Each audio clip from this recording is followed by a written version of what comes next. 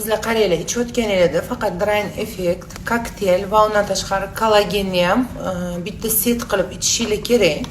Sababi detoksni ham sababi kokteyl ichib ozasizlar, Drain Effectda atsokilarni yo'qotasizlar. Mana bunda detoksni shlakilardan xalos bo'lasizlar. Kollagen uyda men o'zim bilan shu tuchni olib keldim, bagajimga sig'magani uchun.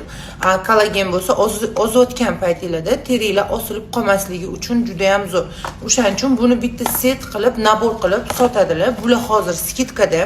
Mana shu iminni ozdiradigan bitta setda skidka narxida olsanglar bo'ladi.